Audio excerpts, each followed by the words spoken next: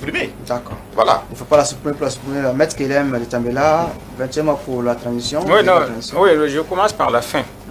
Avoir une assemblée ne veut pas dire qu'on échappe à la dictature. Non. Il y a des régimes avec des assemblées qui sont parfois même plus dictatoriales que des régimes sans assemblée. Si nous, même ici au Burkina Faso, si nous prenons sous Blaise Compaoré avec son CDP, c'était un régime pratiquement dictatorial. Parce que nous avions une assemblée à la porte du régime. Si vous prenez le régime irakien sous Saddam Hussein, il y avait une assemblée. Mais il n'y avait pas de dictature plus cruelle que le régime de Saddam Hussein. Donc, ce n'est pas une question de choses, d'institutions, c'est une question des hommes qui animent ces institutions-là. Si les gens sont intègres, s'ils ont vraiment une aspiration à la liberté, etc., alors là, ils peuvent effectivement servir de contrepoids. Mais vous pouvez avoir une assemblée avec des bénis oui-oui qui sont là pour servir de figuration. Et donc, ça n'empêchera pas qu'il y ait une dictature. C'est pour ça. Mais si vous avez un despote éclairé, si vous avez un chef d'État, n'est-ce pas, qui est un despote éclairé, avec ou sans assemblée, il peut comprendre les aspirations du peuple et gouverner selon les aspirations du peuple. Voilà. Ensuite, autre élément, il faut souligner que, par rapport à ce qu'a dit M.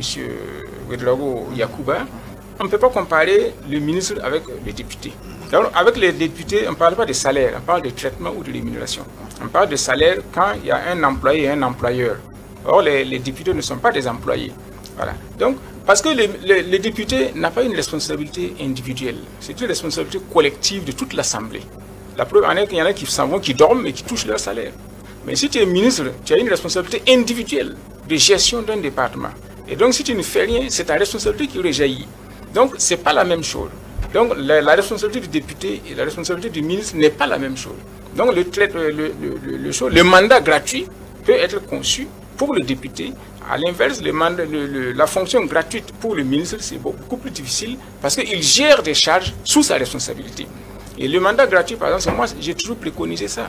On l'a vu sous la Deuxième République, le mandat était gratuit. Et nous n'avons jamais eu un parlement aussi efficace que sous la Deuxième République. Et en outre, le mandat gratuit permet d'écarter les opportunistes. Parce que quand le député est rémunéré, c'est beaucoup plus des opportunistes qui se présentent. Voilà. Donc des affairistes qui viennent.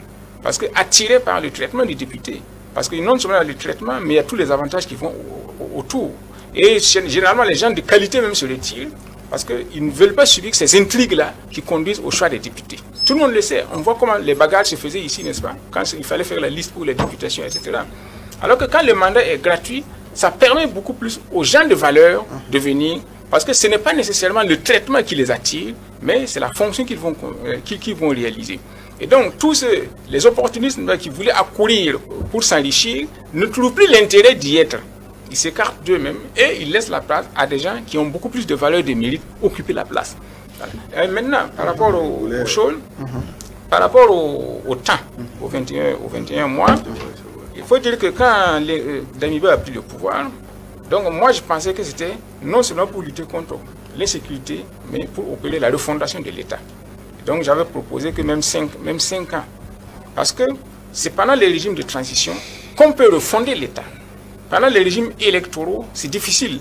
Parce que celui qui vient par voie électorale a toute une cour à satisfaire. Et il doit préparer, n'est-ce pas, la prochaine élection. Il est difficile de mener de vraies refondations qui vont entraîner des mécontentements. Donc c'est pendant les régimes de transition.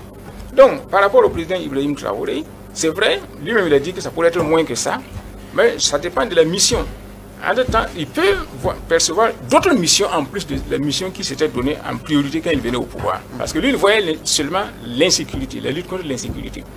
Or, selon moi, ce régime doit travailler à asseoir un système de gouvernance qui soit tel que le régime qui sera bientôt élu ne puisse pas faire fi de ce que le régime de transition aurait mis en place.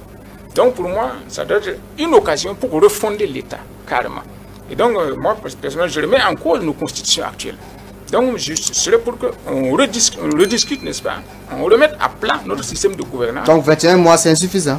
Pour moi, c'est insuffisant. Si on veut vraiment faire le travail. Mais ça dépend de l'objectif que le président Traoré se fixe. Voilà. Si, par exemple, son objectif, c'est régler le problème de la sécurité, se conformer au calendrier de la CEDEAO, etc. 21 mois, c'est possible. 21 mois, c'est possible.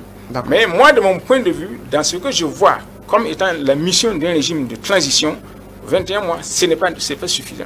Parce qu'en plus de la refondation de l'État, il faut assainir l'État. Il y a la lutte contre la corruption et tout. Donc il faut jeter les assises, n'est-ce pas, d'une république vertueuse avant de laisser le pouvoir. D'accord. Vous voulez réagir? Je voulais dire à Maître Tambela qu'il est juriste, je ne vais pas le contredire, mais nous sommes certes dans un contexte d'exception, exceptionnel. Le député ici n'a pas forcément la valeur populaire. Mais dans d'autres pays, moi j'ai fait des missions dans des pays où le député a plus de valeur que les membres du gouvernement. Parce qu'il jouit d'une légitimité populaire. C'est lui qui a la légitimité